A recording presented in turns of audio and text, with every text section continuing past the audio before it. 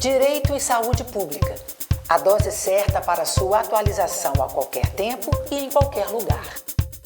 Olá, eu sou Giovana Caroni, promotora de Justiça, coordenadora do Centro de Apoio Operacional das Promotorias de Justiça de Defesa da Saúde, CAU Saúde, do Ministério Público de Minas Gerais.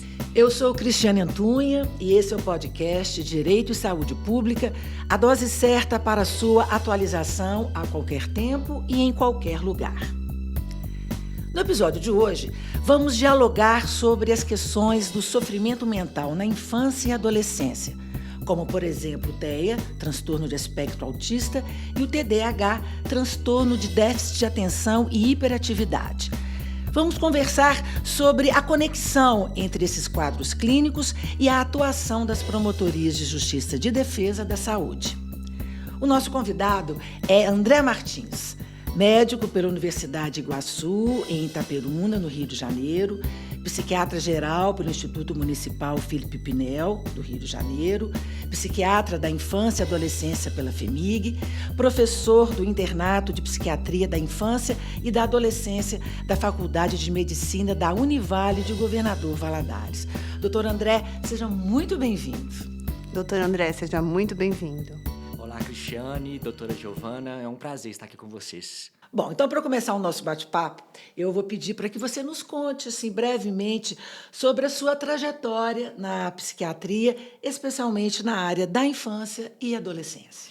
Então, logo após a conclusão do curso de medicina, eu sempre me interessei pela psiquiatria. E então eu fiz a especialização, que é a residência médica, durante 3 anos no Instituto Felipe Pinel, no Rio de Janeiro, que é a oportunidade que a gente tem de aprender teórico e prática. A gente passa por todos os dispositivos, os hospitais psiquiátricos, a internação nos hospitais gerais, os outros dispositivos como os CAPs, ambulatórios. E o que me chamava muito a atenção durante a residência médica eram aqueles casos adultos, quadros crônicos, que, se tivessem tido um olhar mais cuidadoso na infância, talvez o prognóstico, o percurso teria sido diferente. Então, depois desses 3 anos, eu vim para Belo Horizonte, onde eu fiz a outra residência médica em psiquiatria da infância e da adolescência, no antigo CEPAI, que vocês já devem ter visto, né? Que o CEPAI, até 2 anos atrás, ele era um hospital psiquiátrico da infância, hoje já é um CERSAMI, né? Um CERSAMI aqui da cidade de Belo Horizonte.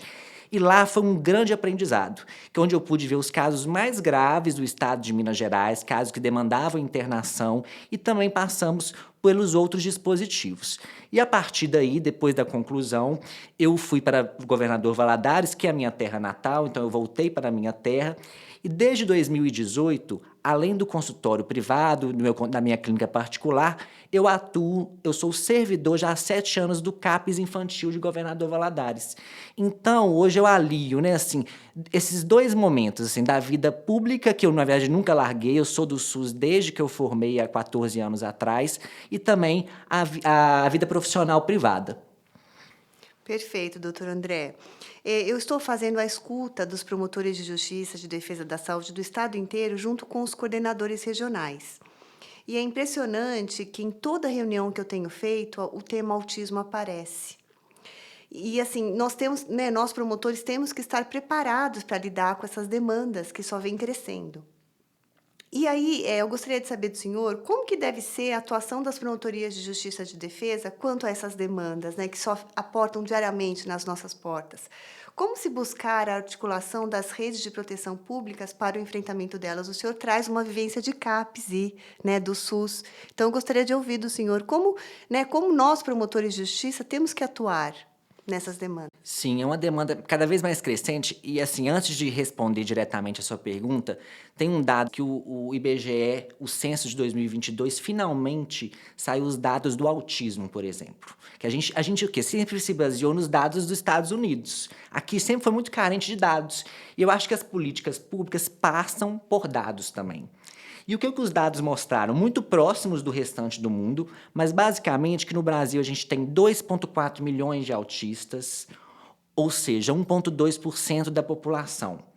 Os dados mostraram, assim como no restante do mundo, que é 3 vezes mais em meninos do que em meninas. É um número significativo. Muito significativo, ou seja, eles sempre estiveram aí.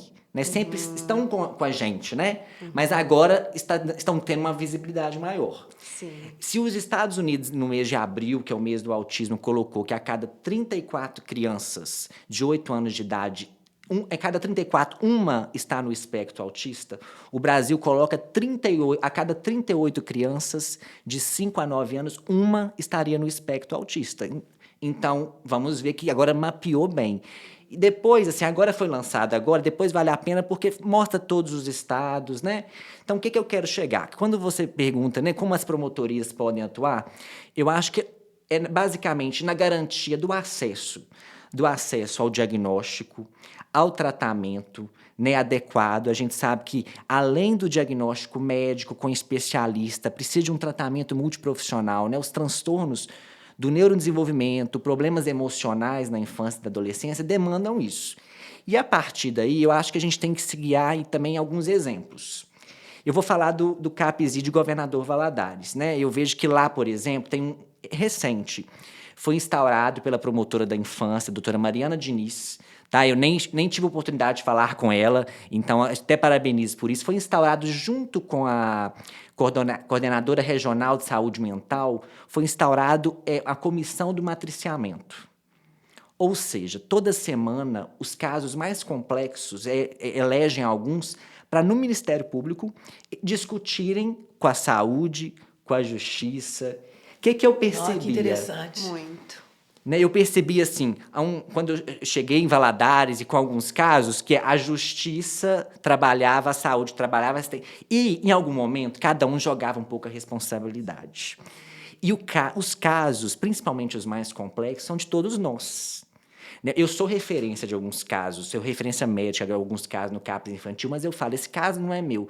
Se ele chega de urgência lá, a outra médica tiver no momento, vai ser um caso dela também. Então, a gente precisa compartilhar. Né? Então, acho assim, a gente tem que assim, ter esses exemplos novos, como matriciamento, e fortalecer o que nós temos. Fortalecer a política pública, né, doutor? A política pública, que essa semana, né, se falou muito, e tem que se falar da luta antimanicomial. Isso. Mas a luta antimanicomial foi muito importante. Eu sou fruto, né? Eu trabalhei aqui no Galba Veloso, que fechou durante 3 anos, em outros hospitais psiquiátricos, né? Embora já tenha um atendimento mais humanizado, mas não é o que a gente quer. Né? A gente tem outras opções de tratamento ambulatorial, residência terapêutica, mas precisa de ter CAPs nos municípios, ambulatórios especializados. Sim. Senão esses pacientes ficam soltos. Com certeza, e é um dos eixos prioritários de atuação do CAUS Saúde agora, doutor. É fortalecimento e estruturação da RAPS, CAUS Saúde, junto com as coordenadorias regionais de defesa da saúde. Porque se a gente não tiver a implementação da rede, fica aquele buraco, né? E a pessoa cai no buraco e não consegue acesso a nada, Cris. E a questão da socialização dessas pessoas, né? Ainda tem um preconceito grande, né? Impressionante. É um estigma muito grande do doente mental, né? Do paciente com deficiência, né? Sim. Então, há um preconceito, um estigma, eles estão muito ainda desvalorizados. E a gente precisa o quê? A inclusão, né? Isso que a gente está fazendo aqui. Sim. Compartilhando conhecimento. Quanto mais se fala, né, as coisas vão ficando mais fáceis de se entender, de se compreender, né? Eu gostaria muito de escutar também a sua experiência na rede de cuidados, né, para crianças e adolescentes, né, que é uma rede que envolve vários atores, né, tem a escola, os cuidadores, os familiares, assistência social. Essa rede, ela age de uma forma articulada mesmo para garantir o bem-estar desses indivíduos? É esse o caminho? Esse é o caminho, né? É a articulação Isso que a gente está falando É agora. isso, é isso. É a saúde com a educação que é essencial. Os meninos hoje, muitos passam mais tempo na escola do que com os pais durante a semana. Os pais vêm 2, 3 horas, ficam na escola integral muito tempo, né? Então, tem que ter uma articulação para esses casos terem um melhor desfecho, né? Não adianta a gente ficar isolado, tem que ser em conjunto mesmo. Mas eu fico imaginando, os profissionais, eles estão capacitados? para atender essas crianças e adolescentes? Aí é outro ponto, né, doutora? Sim, outro ponto, a educação permanente, né, Cris? Falta ainda esse olhar, essa capacitação, né, essa vivência que o doutor André está trazendo aqui hoje, né? Não são todos que têm. A gente Né? pensa, por exemplo, a gente pensa na escola. É muito fácil o médico pedir um monitor de apoio para a escola. Mas não adianta se essa escola não está capacitando os professores para isso. Exato. Não pode jogar também essas responsabilidades que eles não aprenderam na faculdade. Outro matriciamento que é importante, por exemplo, a gente que é especialista e está nos serviços especializados, se a gente está falando aqui muito de casos graves, mas os casos mais leves, quadros, autista nível 1 de suporte, nível 2 de suporte, um TDAH sem comorbidades, ou seja, sem outro transtorno, depressão, ansiedade, são casos de onde? Da atenção primária. Sim. Dos postos de saúde. Então, a gente também precisa matriciar os médicos dos postos, para eles terem segurança, porque eles também não tiveram isso na formação deles. Né? CAPs, seja de adulto, álcool e droga, infantil, são os transtornos mentais graves. Sim. Senão é eles urgência viram, né? psiquiátrica, né, doutor? Urgência né? O CAPS, psiquiátrica, é urgência isso. psiquiátrica. E a gente tem que ter esse referenciamento e contra-referência para atenção primária. Né? Não é só pensar em CAPS. Né? Sim. O CAPS é a urgência. A gente tem que ter essa capacitação também, principalmente na atenção primária. O senhor É a realmente- porta de entrada, né? Exatamente. A ordenadora do cuidado dentro do SUS, né? A principal porta. Teria que ser, né, doutor? Teria que ser. Teria que ser. Esse é o regramento, né, vamos dizer assim. E, doutor André, como que a abordagem psicossocial na infância pode contribuir para o desenvolvimento e inclusão das crianças com TEA e TDAH? Porque hoje a gente estava conversando um pouquinho antes. A gente está vendo diagnósticos tardios. Né? As pessoas falam, me descobri com TDAH, me descobri autista. Né? Então, às vezes falta isso, né? Essa abordagem, né, precoce. Sim, a criança não é um adulto em miniatura. A gente tem que entender que eles têm desejos, sentimentos, comportamentos que a gente precisa ter uma atenção especial, né? E a criança, ela reflete muito o quê? O meio. Principalmente o meio familiar, o meio da escola, o meio social. Então, entendendo como são as relações dessa criança nesses meios, a gente vai poder ajudar. E a abordagem psicossocial é de suma importância. E qual que é a sua avaliação da estrutura atual da rede pública de saúde e educação para atender essas crianças e adolescentes? Eu penso que tem avançado muito com profissionais mais capacitados, até porque a demanda é muito grande. Agora, sabe uma angústia que eu tenho? Por exemplo, eu faço muito diagnóstico, seja de vários transtornos, mas eu preciso, muitas vezes, aquela criança que não está com a fala esperada para a idade, a gente precisa encaminhar para a fonoaudióloga. É uma fila extensa. Então, tem crianças que não falam e durante 5 anos aí você fez o diagnóstico, elas não foram ainda para a fonoaudiologia. Então, é uma angústia que eu tenho, porque eu acho que os serviços também multiprofissionais precisam ter em maior número, né, para a gente poder encaminhar essas crianças.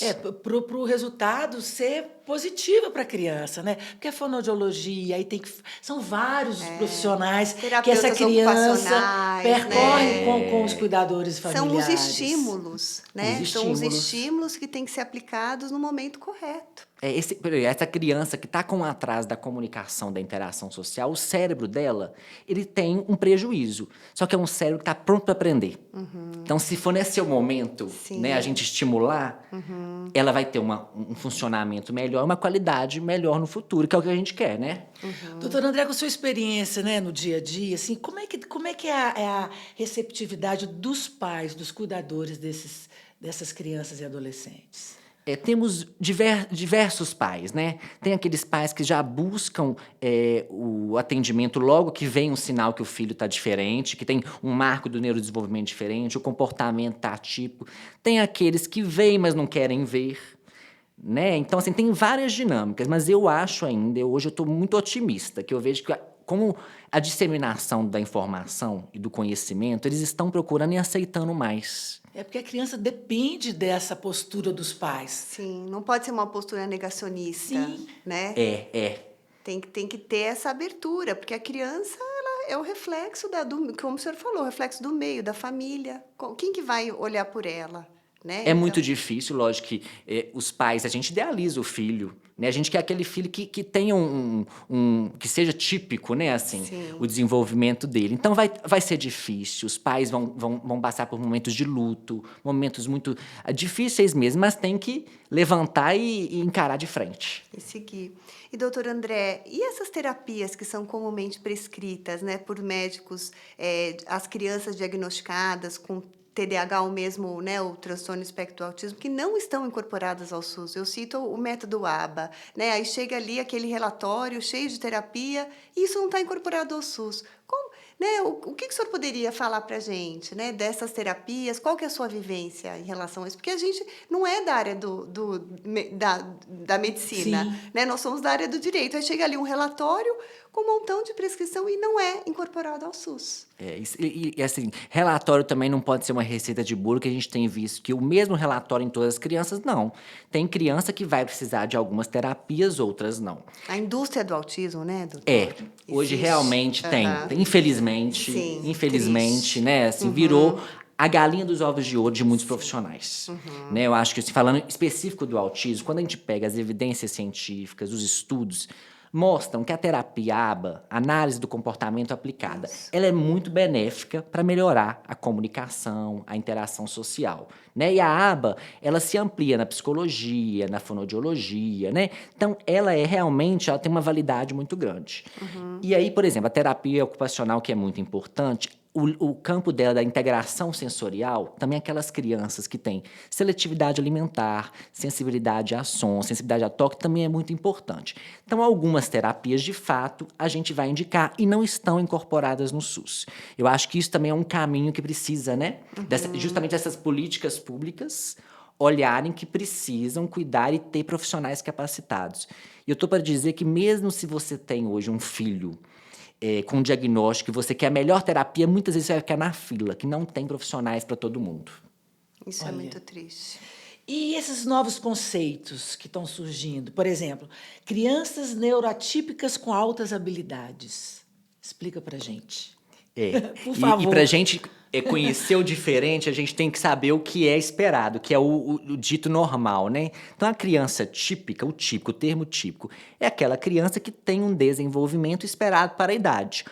Engatinhou, andou, falou, né, socializou no tempo esperado. Né?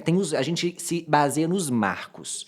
A criança atípica, ela teve um desenvolvimento diferente, ou seja, ela teve um atraso ou da fala, ou da locomoção, ou um prejuízo da interação social. Então, a criança atípica, o que seriam? Crianças que estão no espectro autista, crianças com deficiência intelectual, né? Crianças com TDAH, com algumas síndromes, elas são crianças atípicas, né? Do mesmo modo, eu posso falar neurotípica, ou seja, desenvolvimento neurológico normal, e neuroatípica. Altas habilidades é interessante, porque a gente fala muito pouco sobre isso. O que seria altas habilidades? É aquele indivíduo que tem um potencial cognitivo elevado, que quando faz o teste de QI, ele vai ter uma inteligência maior, né? É diferente, o sinônimo das altas habilidades é o superdotado. Superdotado de altas habilidades pelo MEC é sinônimo. Ele não é um transtorno, não é uma doença, é uma característica. Mas muitos também vão cursar com quadros psiquiátricos associados. Né? Então, agora, é muito comum, por exemplo, a gente falar, nossa, esse menino ele está falando inglês, ele é autista. E ele é só altas habilidades. É um menino com uma inteligência a mais. Né? A gente tem que separar. Existem autistas com altas habilidades e existem muitos, os que a gente tem falado pouco, que são um menino superdotado. Diferente também do gênio. Que a gente fala de altas habilidades e superdotado igual, são sinônimos. Agora, o gênio, ele usa essa alta habilidade para algo específico. Sabe, ele faz... Ele é mais focado, é isso? Seria isso? Ele faz da criação dele algo muito diferenciado. Sabe, são alguns ligados à arte, estudiosos, assim, cientistas maiores, são gênios. Fizeram da inteligência maior um caminho para eles, um propósito de vida. Tá? Mas esses termos a gente vai também se adequando. Há outros termos, outros conceitos que você poderia nos falar? Ou... Não, eu penso que é isso mesmo. Por exemplo, antigamente a gente falava muito que a criança era autista. Hoje tem se falado mais do transtorno do espectro autista. Por quê? Um autista é diferente do outro. Então, quando a gente fala espectro, né, um é mais leve, o outro vai ser mais grave, vai depender mais dos pais. Agora, basicamente, os termos que a gente está falando são esses mesmos. E a análise tem que ser casuística, né? Não existe uma fórmula, como o senhor falou, né? Cada caso é um caso. Cada caso é um caso. É muito, não, é um atendimento né, assim, diferenciado. O diagnóstico é um diagnóstico que é mais difícil do que pensam. Porque a gente tem visto hoje muita gente que entra na internet, preenche, fala assim, eu tenho um diagnóstico de TDAH. Né? Qual que é a dificuldade? Nós, médicos, nós não temos exames de imagem, exames de sangue para esses transtornos. É muito na avaliação. Temos escalas que a gente segue padrão, né, padronizadas no mundo inteiro, que são importantes e são validadas, mas é principalmente na anamnese, na escuta dessa criança percepção. E dessa família. Por isso que é difícil, é muito mais difícil. E hoje, por exemplo, tem muitos pais que falam, meu filho, ele tem o transtorno desafiador opositor. Ele simplesmente não está tendo, na verdade, uma autoridade em casa, né? Sim, o TOD, né?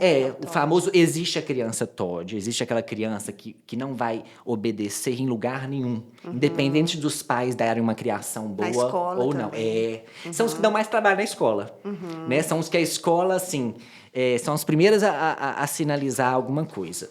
E eu repito muito para os pais, olha, a gente não vai ter remédio para o comportamento. Eu não tenho um remédio para ele aceitar uma frustração, para ele aceitar um não. E não há cura. Acho que as pessoas também têm que saber disso, né? O autismo não é enquadrado como uma deficiência, né? A pessoa vai ter que se desenvolver com aquela deficiência, não é? Não, o autismo é interessante que os estudos mostram que já dentro da barriga da mãe já estava ali o autismo. Olha entendeu? Só. Porque é muito genético, né? Depois foi se manifestando. Não tem cura, é ao longo da vida, não é doença, então não tem cura. O que tem é o quê? Melhora da qualidade de vida. Vai ter uma vida aí que vai ter menos dificuldades. E, doutor André, para encerrar, né? E tá tão boa a Tá conversa, ótimo. né? A gente poderia ficar aqui, ótimo. né? Mais Muito tempo, bom, né, muito Cris? bom. Eu também sou mãe, tenho 2 filhos, então, assim, a gente, né, começa a se interessar por essas questões, né? Porque é a nossa sociedade atual. Eu peço para o senhor deixar uma mensagem para os operadores de direito, promotores, advogados, defensores públicos, juízes, quando estiverem diante de uma demanda envolvendo uma pessoa com transtorno do espectro autismo, ou de sofrimento mental, ou psicossocial, especialmente no que diz respeito à escuta qualificada, à dignidade da pessoa humana e à construção de soluções que respeitam a singularidade de cada caso, né? Como articular tudo isso, né? Porque a gente tem também, assim, às vezes chega ali o papel, a gente tem que superar isso e ver a criança, né, o adolescente que está ali atrás. Só essa mensagem que eu gostaria de É isso. Antes da criança ter um diagnóstico, ela é uma criança. Né? A gente precisa entender isso, ter esse acolhimento. Eu acho assim, o conhecimento e a informação vai gerar o quê? Gera empatia, gera respeito, né? A inclusão, a capacidade da gente conviver com as diferenças.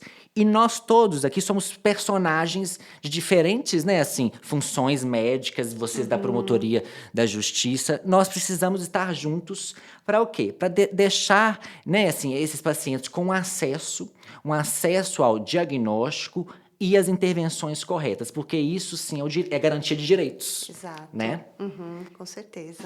Doutor André, então, mais uma vez, obrigada pela presença e pelas importantes reflexões e informações sobre os desafios e também os avanços na atenção à saúde mental na infância e adolescência. O roteiro desse episódio é de Giovana Carone, quem assina a direção é Eduardo Cury. O podcast Direito e Saúde Pública é uma produção do Ministério Público de Minas Gerais. E eu já convido você para o próximo episódio, dia 30 de junho, no Spotify. Você também pode escutar na Rádio MP e no YouTube. Até lá! Direito e Saúde Pública. A dose certa para sua atualização a qualquer tempo e em qualquer lugar.